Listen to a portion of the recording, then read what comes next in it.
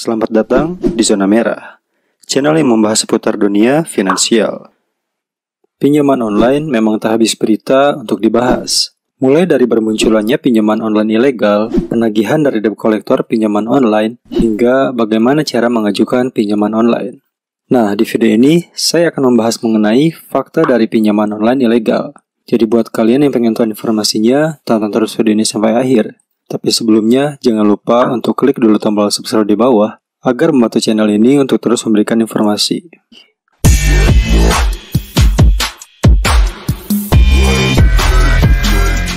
Nomor 1, pinjaman online ilegal atau tidak terdaftar di OJK tidak akan bisa di-download di Play Store. Kenapa? Karena OJK akan memblokir aplikasi tersebut jika terdapat di Play Store.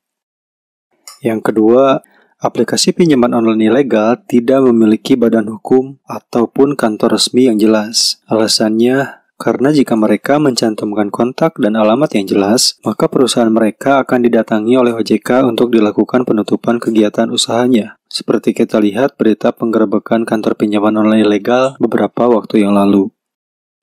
Nomor 3, aplikasi pinjaman online ilegal menggunakan besaran bunga pinjaman yang tidak masuk akal. Bahkan, jika kita terlambat bayar, maka dendanya bisa melebihi nilai pokok dari pinjamannya.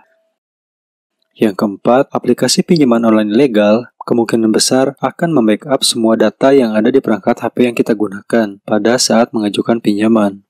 Gunanya adalah untuk membangun skor kredit dan juga digunakan sebagai alat untuk mengancam jika nantinya kita gagal bayar. Mereka akan menyebarkan berita ke semua kontak yang ada di buku telepon kita, SMS, bahkan di riwayat panggilan. Mereka akan menghubungi semua nomor yang ada di perangkat pada saat kita gagal membayar pinjaman. Yang kelima, pinjaman online ilegal tidak memiliki jasa penagihan utang atau debt collector. Seperti kita tahu, biasanya pinjaman online ilegal pada saat menagih akan melakukan pengancaman mendatangkan debt collector. Padahal, kenyataannya mereka tidak memiliki debt collector. Risiko keamanan menjadi salah satu alasan mereka tidak memakai debt collector. Karena masyarakat tahu, dengan adanya pinjaman online ilegal, maka mereka tidak akan takut pada debt collector pinjaman online ilegal. Bahkan mungkin mereka bisa dihakimi massa. Yang keenam, pinjaman online ilegal akan lebih sering mempromosikan aplikasinya di sosial media seperti Facebook, Instagram, dan lain-lain. Bahkan mereka biasanya akan mengirimkan SMS langsung ke setiap orang berisikan iming-iming limit tinggi. Yang terakhir, jangan terlalu percaya dengan proses yang mudah dan cepat. Karena semakin mudah dan cepat proses pencairannya, maka semakin berpotensi membahayakan untuk data kita dan diri kita ke depannya. Nah, itulah beberapa fakta dari pinjaman online ilegal. Jadi buat kalian yang mau menggunakan pinjaman online, baiknya kalian menggunakan yang legal saja.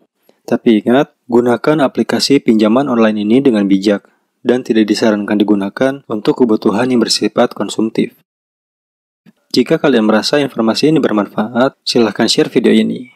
Zona Merah pamit, terima kasih.